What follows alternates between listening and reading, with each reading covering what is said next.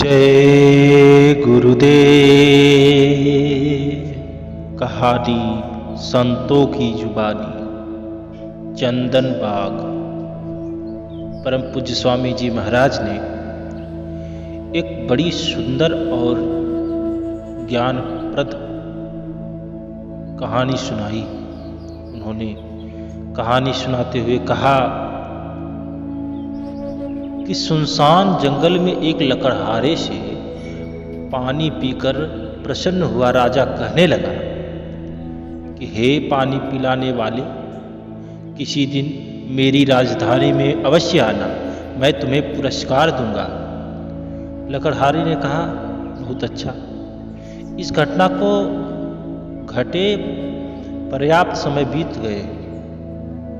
अंततः लकड़हारा एक दिन चलता फिरता राजधानी में जा पहुंचा और राजा के पास जाके कहने लगा, मैं वही लकड़हारा हूँ महाराज, जिसने आपको पानी पिलाया था।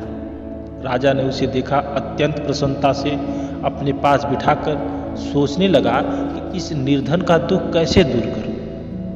अंततः उसने सोच विचार के पश्चात चंदन का एक विशाल बागान उसको सौंप दिया। लकड़हारा भी मन में प्रसन्न हो गया, चलो अच्छा हुआ, इस बाग के वृक्ष को कोयले के लिए खूब काटूंगा, जीवन भर काटूंगा। यह सोचकर लकड़हारा प्रतिदिन चंदन काटकर कोयले बनाकर उसे बेचकर अपना पेट भरने लगा। थोड़े समय में चंदन का सुंदर बगीचा वीरान हो गया, जिसमें स्थान स्थान पर कोयले के ढेर दिखने लगे। इसमें अब केवल वृक्ष कुछ ही रह गए थे। जो लकड़हारा अपनी छाया के काम में लेता था, उसी को छोड़ा था।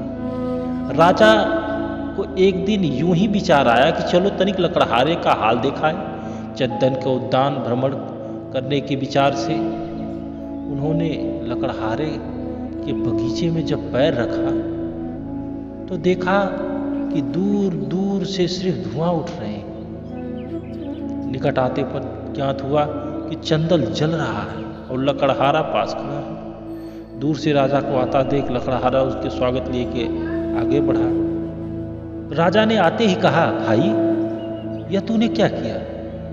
लकड़हारा बोला, आपकी कृपा से इतना समय आराम से कट गया कि आपने यह उद्यान देकर मेरा बड़ा कल्याण कर दिया। कोयला बना बना कर बेचता रहता हूँ, अब तो कुछ ही वृक्ष रह गए हैं। यदि कोई और उद्यान मिल जाए तो शेष जीवन व्यतीत हो जाए।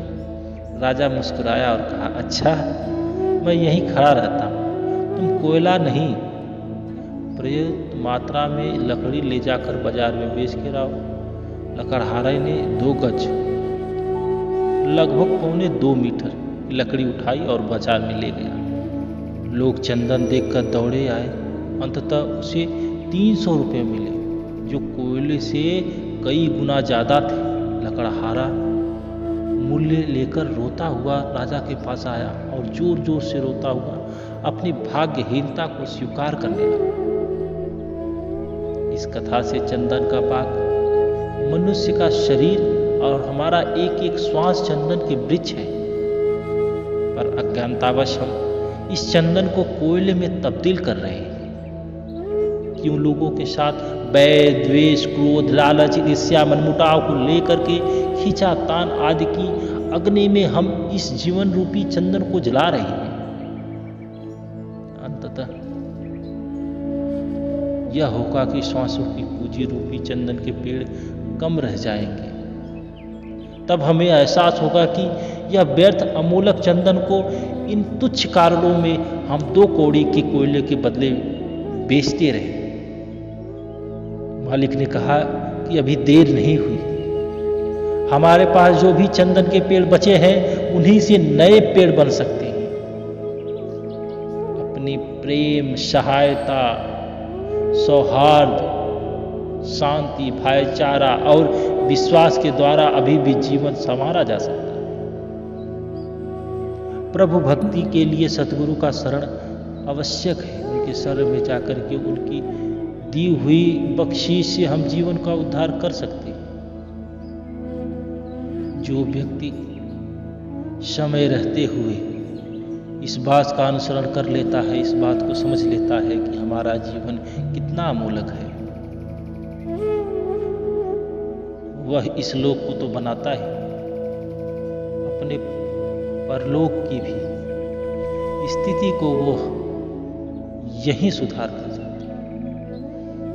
जय गुरुदेव।